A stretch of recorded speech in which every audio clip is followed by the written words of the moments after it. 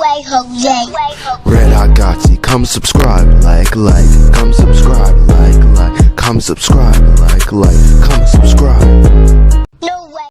Red I got you. Alright, so today I am making another Cobra Kai video, and this is going to start my little marathon of Cobra Kai videos I'm going to be making for the next 2 weeks or so. And basically, I'm just going to be trying to make a video every single day up until the 15th, so get ready for that. Stay tuned. I don't know when I'm going to post each video, but it's going to be sometime during the day, every single day for the next 14 days. And I might make a video on the 15th if I watch all of season 6 part 2 in one day, but we'll see. Without further ado, let's just get into it, honestly. Now, when it comes to all the characters, I really did not like most of their arcs, honestly, and I feel like they were kind of rushed. I feel like this whole season in general was just really rushed, and it's starting out with the characters first. I feel like Miguel, Robbie, are some of the strongest. Miguel, Robbie, Hawk are some of the strongest characters in the entire series. And I feel like they were just wasted here. They didn't really do much of quality with these characters. Even with Miguel and Robbie, they had their fight and they basically already resolved their beef. But there was a little bit of lingering pain and anger from Robbie after losing and getting second place in both tournaments in the series, and I could see how that could be annoying, honestly. And obviously a lot of the viewers as well were kind of hinting at the fact, or pointing out the fact, that he didn't really show any trauma or any sense of loss or anger from that. And I'm glad they actually addressed that, because it ties into Robbie's mental state and how he's growing as a character and as a person, and I really like how they expanded upon that. I like his scenes with Tory as well. They were cute together. They actually have chemistry, and I really do like this. I like their relationship more than Miguel and Sam, only because obviously I like Miguel more as a character than Robbie, but I like what they're doing with Robbie. And honestly, when the series ends, I think it's going to be Miguel, Robbie, then Hawk, honestly, potentially, depending on what they do with him. If it's really good, but I don't think he's going to be number one. I'm pretty sure, he has one of the best arcs in the whole series, but I don't think he's going to be up there, or number one at least. But I really don't like how he didn't really help Tory once he found out that her mother died. He kind of just went to the Sekai Tekai and didn't really talk to her at all before then, and that was very irritating, because it's as a character, he really genuinely cares about the people in need, kind of thing, because he's a person who dealt with a lot of just trauma from his mother and stuff like that, and kind of feeling abandoned, especially with his father and stuff. So the fact that he would just sort of abandon Tory in a certain sense, it's a very odd character, honestly, and I feel like they dropped the ball with Robbie overall, and I was just very disappointed this season, because honestly, I'm a guy where I didn't like Robbie in the previous season, or in seasons 1 and 2, and then in season 3, as most viewers would, they start to feel bad for Robbie and stuff like that, and they start to actually care about him. And I was one of those people, but I've started to realize, and I'm actually going to make a video later on about the other, even seasons 1 and 2, where he actually was somewhat sympathetic, even if you are a Miguel fan, honestly. So it's just really annoying to see one of my favorite characters just get screwed over in this sense. And yeah, I guess I'll just move on to Miguel now. Robbie's just very disappointing overall. Now, when it comes to Miguel, honestly, I feel like I really did like the fact that they were actually addressing college and what they're going to do after high school. Not every single character is going to go to college, most likely. Tory, I don't think she had any plans of that. Sam, I don't remember if she talked about a specific college, but I mean, it's just certain characters, they have different destinies, different goals and stuff like that. And I feel like fundamentally Miguel's arc was kind of stopped there, and it didn't really go further than, well, I want to go to college, so I gotta win the Sekai Tekai. And it's kind of I feel like fundamentally that was the main reason why he didn't have enough drive in order to win the fight against Robbie, because in the other fights against Robbie, he had more drive, he had more passion and reason to win. And that's why I feel like he had a mental block, and that's why he didn't win that fight. But ever since then, I feel like, I don't know, there's not much I can say about Miguel in this season. What did he really do other than fight Robbie, talk about college, and I guess he helped Hawk with the whole. Well, he talked to Hawk about the whole Dimitri Hawk beef.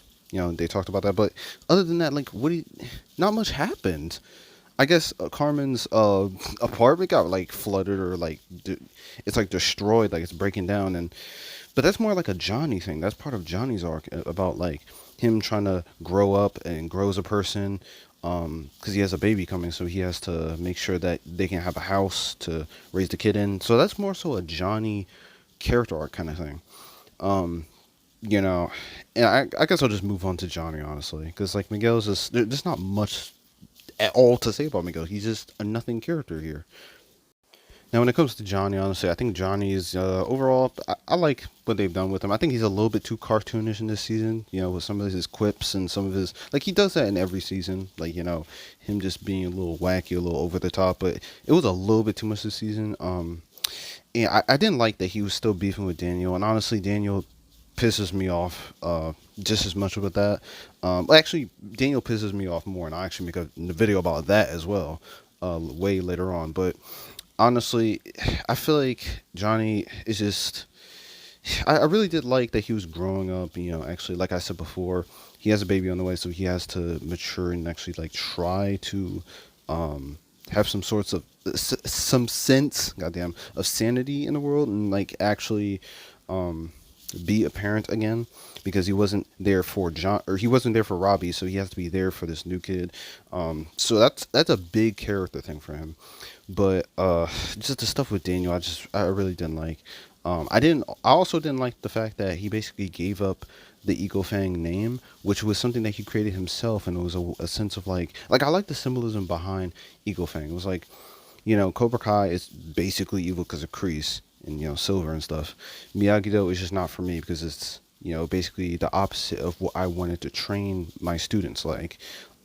So maybe I can create like a mixture of Cobra Kai and Miyagi-Do, Eagle Fang, but since they didn't actually use Eagle Fang as a name at all, because it was going to be called Miyagi Fang, but I don't even know why. Like that was a popular theory of like what the name would be, and they didn't even go with that. So it's like I don't even know what they were doing there. But other than that, I just feel like fundamentally, his arc is fine. It's really good. And I like the direction it's going in. I just hope they keep that same momentum.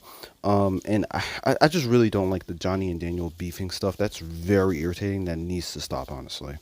When it comes to Daniel, there's not much I really have to say other than like he's probably the main issue I have.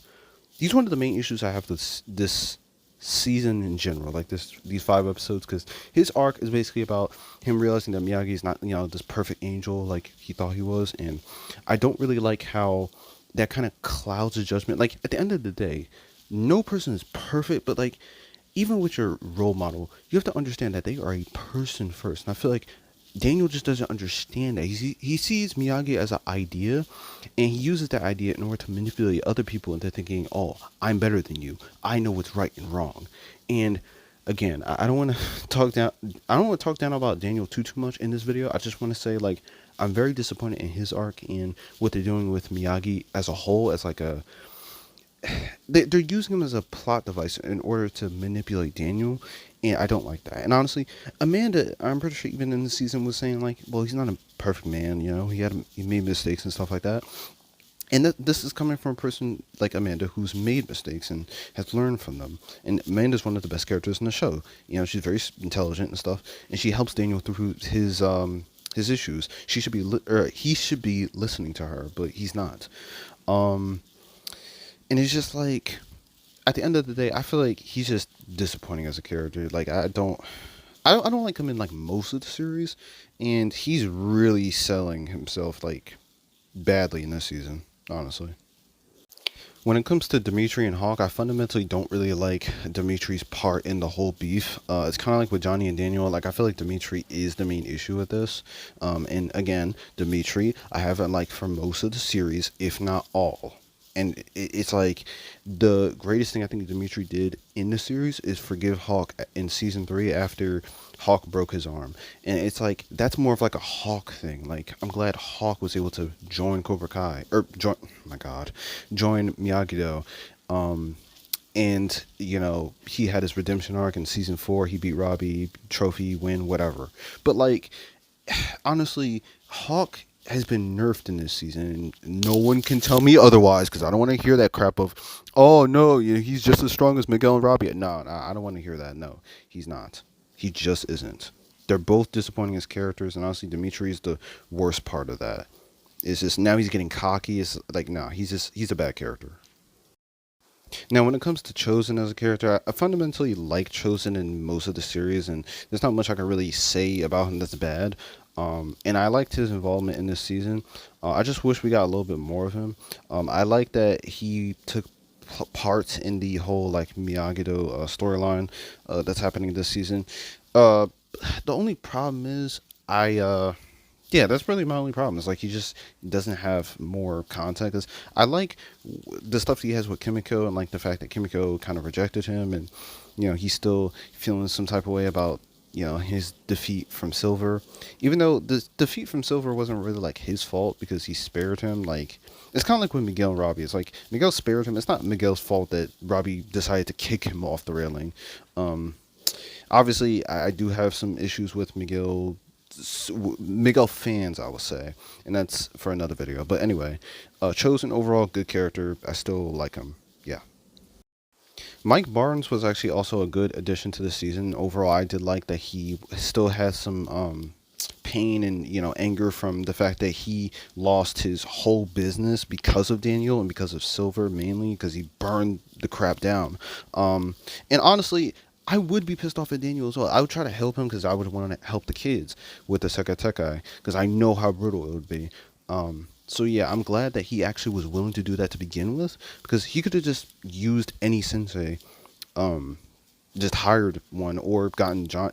They like Johnny and Daniel could have just did it themselves, like they were doing, but no, they got an actual like expert, a world like national champion, and I really did like how they him and Johnny kind of resolved things, and they talked it out and stuff like that. Because usually with this is what I like about the show is they talk it out, but they also fight it out, and it's obviously a karate themed show, but I really do like, because with dudes, like, they need to do that. Sometimes dudes need to fight it out, and they need to like just throw hands, and that's a way of resolving things genuinely, because you know uh yeah, it's just like it gets things off your chest, and you just feel more like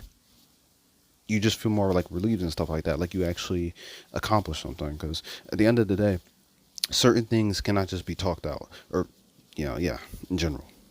When it comes to Amanda and Carmen, I don't really have much to say about them other than what I already said. So yeah, they're both great characters. So yeah. When it comes to Tory, I genuinely don't like what they're doing with Tory at all, and I will make a whole video about that. But I just really think they dropped the ball with Tory, and I feel like fundamentally her joining Cobra Kai kind of defeats her arc for the entire series, especially season 5 and somewhat 4. And it's just like, I hope they do it justice, and I'm only making this video based off part 1. I will watch part 2 as soon as it comes out, like that day on the 15th. I am on that shit. So I'm just like, I'm trying to figure it out, because I feel like fundamentally with the whole, Daniel says, oh, she shouldn't be able to fight and whoop de whoop, but like I feel like that is the main issue. Like, they never actually gave her a chance to fight someone that's on Johnny and Daniel's level. Like, she could have fought like a sensei and got her frustration out, but she wasn't even able to do that because they didn't want her to do that. Daniel just said, "Oh well, I'm right." It's kind of like the issue I have with Daniel is, "I'm right. Listen to me. I know what's good for you." And it's like, no, like you didn't give her a chance. You didn't give her a proper chance. Johnny was trying to give her that, and Daniel was like, "Oh no." And I feel like even Johnny was kind of in the wrong as well. Most people side with Daniel for some reason, even though he didn't give an actual like genuine solution. He just said, "Don't fight," and it's like, yeah, like what I'm saying is like in the middle. Like, she should be able to fight, but a sensei. And some people said that as well. Some people, but it's the vast minority. Like, and that's the issue. Um, but yeah, they're both in the wrong. They both didn't really give the proper solution fully. Um, and it leads to Tori doing that sort of action. I did like the stuff. Like, honestly, Peyton List is a phenomenal actress, and she did well with what she was given when it comes to her mom in the show passing, and then you get some of the flashbacks and stuff like that. Now, some people theorize that who could have actually killed her mother. It probably was like Silver or like Kreese or something like that. Honestly, I really don't care who did it, because like, I do have some issues with the idea of my audio cut out. I do have some issues with the idea of someone like murdering her mother, especially if it's like Kreese or Silver. Mainly because like there was no wounds that were detected on the body that they actually like mentioned in the show. Like when it comes to autopsy, like there's just like there's no information about what happened to her. She's just dead. Now obviously she has the fist up like balled up, like they even zoomed in on, like they literally zoomed in on her fist balled up and stuff. So that indicates like okay she was fighting, but we don't know what she was fighting or why. And I feel like if it is like Kreese or Silver or whoever else, I fundamentally think they should show some sort of like way that we can find out who did it, like give clues or something like that. Because right now it's just kind of up in the air, and I feel like after the Sekai Tekai they might reveal it, but there's no build up. So I don't know. I just don't really care at this point because no matter how they do it, I feel like it's not gonna make sense. Um, but when it comes to Tory as a whole, it's just like I liked how she apologized to Sam. They were kind of like they handled the beef differently than Miguel and Robbie, and I really like that. What I didn't like is just like the stuff with the Sekateka in general, and like obviously Robbie didn't do anything to help her properly. Daniel didn't. Johnny to some extent didn't. Nobody did. Nobody actually chased after her and actually like was like, "Oh, you're okay? Like, is there anything I can do to help or whatever?" Like, that's an issue. I feel like fundamentally there's no communication or proper communication in this show, especially when it's needed. So it's just like that's a huge issue, and I just feel like I hope they do justice for Tori in part 2 and 3, honestly, because she just needs it, especially with what she did, just betraying the team.